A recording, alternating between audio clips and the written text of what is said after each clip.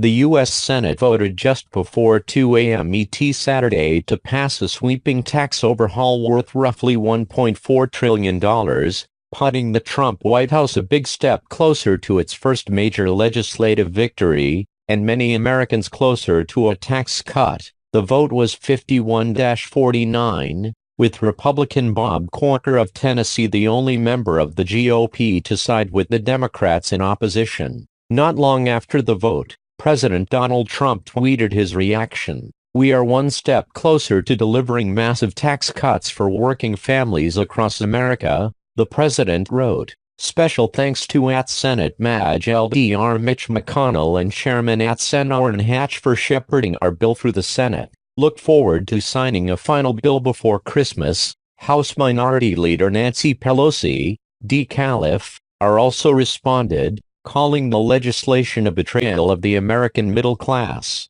The GOP tax scam is a product of haste, carelessness and cruelty, Pelosi wrote. It was written on Republicans' trickle-down delusions, not analysis or facts. It was written first and foremost for the wealthiest 1%, not middle-class families trying to get ahead. The bill is not yet finalized. Saturday's vote means the Senate and House have passed similar tax reform plans, but negotiators from both chambers will start meeting Monday to agree on a single piece of legislation that both chambers must approve before it is sent to the president for his signature. Here's how the latest legislation would affect you. What deductions can I claim under the Senate bill that just passed? The Senate bill does away with federal deductions for state and local income and sales taxes, but allows deductions of up to $10,000 in local property taxes. The legislation originally eliminated federal deduction for all state and local taxes,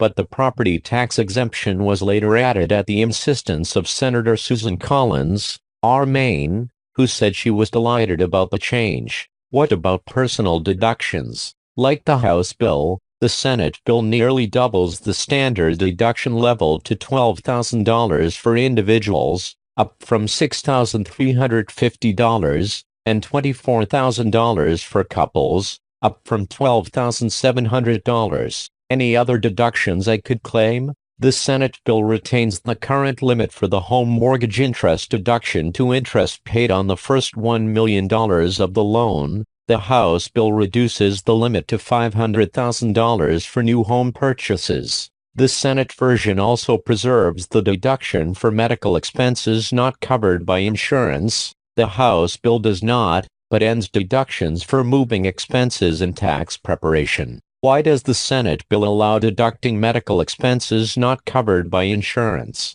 Because the Senate bill also repeals Obamacare's individual mandate, while the House bill does not. If Obamacare's mandate is repealed, thousands of people are expected to drop their health insurance, raising the cost for those who decide to keep it. And the personal exemption? The Senate and House bills both eliminate the $4,050 personal tax exemption. Will the tax brackets change at all? The Senate bill keeps 7 tax brackets, but reduces them to 10, 12, 22, 24, 32, 35 and 38.5%. The current brackets are 10, 15, 25, 28, 33, 35, and 39.6%. The House 12, 20 condenses 7 brackets to 4, 12, 25, 35 and 39.6%. I own a small business.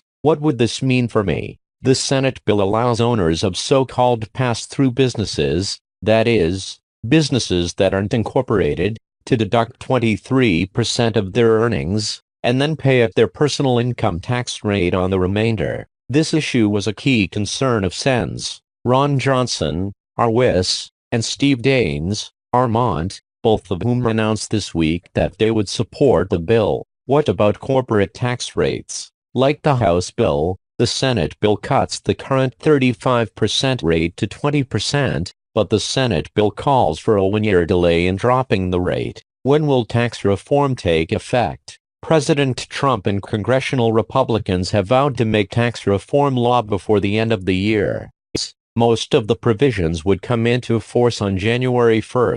Will tax reform affect my returns for this year? The changes will not have any impact on your taxes for 2017, which are due to the IRS by April 17, 2018. You get an extra 48 hours to file because the traditional April 15th due date falls on a Sunday. So when will the differences in the bills be hashed out? The House will vote on a motion to go to conference on the tax bills on Monday evening. The Senate is expected to vote on a similar measure soon after. Congress is scheduled to adjourn for its Christmas break on December 15th, but House Speaker Paul Ryan has said he will keep the House in session beyond that date if necessary to get tax reform passed.